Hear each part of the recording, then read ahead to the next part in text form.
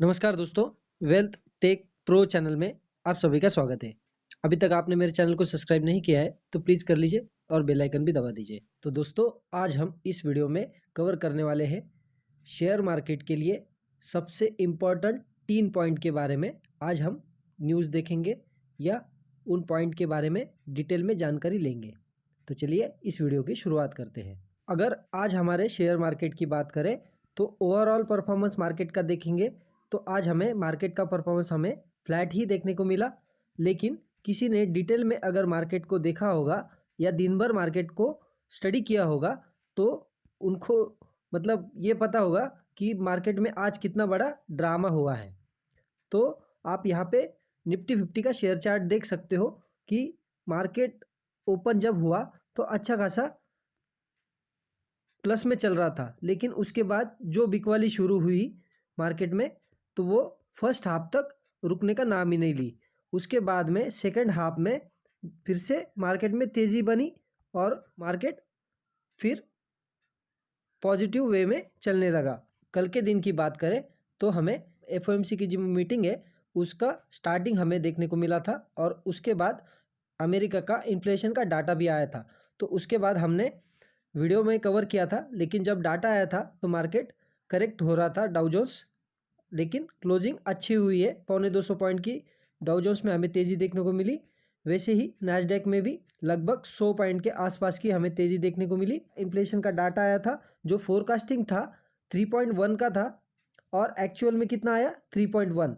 मतलब मार्केट ने जो एक्सपेक्ट किया था कि डाटा 3.1 आना चाहिए तो और आया एक्चुअल में 3.1 ही। ये तो हो गई अमेरिका की बात। लेकिन उसी के बाद में इंडिया का भी इन्फ्लेशन का डेटा आने वाला था जो कल ही रात को हमें देखने को मिला।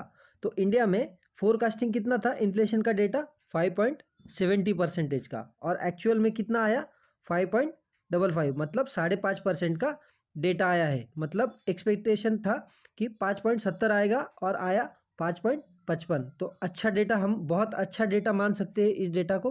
पर्सनली मुझे ये डेटा तो बहुत ही शानदार देखने को मिल रहा है। अगर ओवरऑल बात करें इस डेटा की तो इन्फ्लेशन, इंडिया के इन्फ्लेशन डेटा की तो हमें बहुत ही इम्प्रेसिव डेटा हमें देखने को मिला था।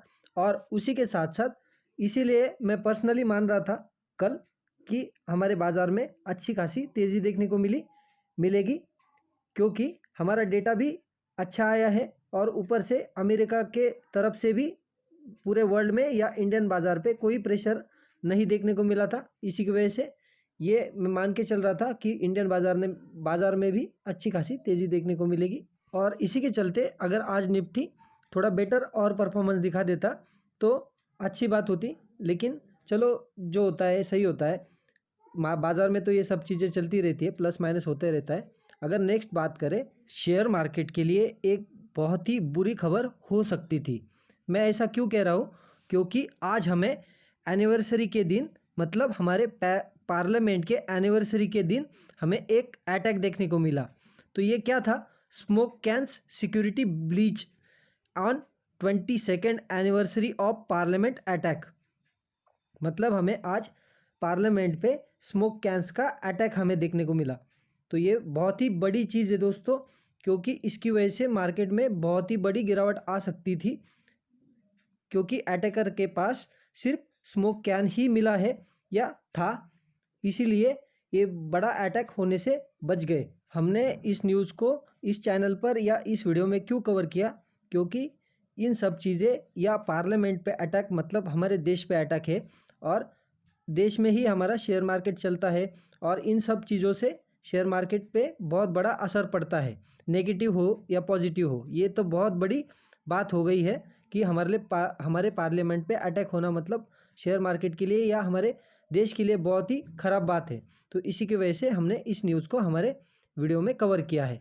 नेक्स्ट अगर बात करें तो एफओएमसी मीट का आज आखिरी दिन है और उसी के साथ साथ फाइनल डेटा भी आएगा। फर्स्ट हाफ में ये डिसाइड होगा कि उन्होंने फाइनल डिसीजन क्या लिया है, रेट कट से रिलेटेड या रेट से रिलेटेड क्या डिसीजन लिया है। और उसके बाद में सेकंड हाफ में मिस्टर पॉवेल जी की कमेंट्री हमें देखने को मिलेगी, जो उसका मतलब शायद इंडियन टाइम के अनुसार 1 या 1:30 बजे रात को ये कमेंट्री ख़त्म होगी।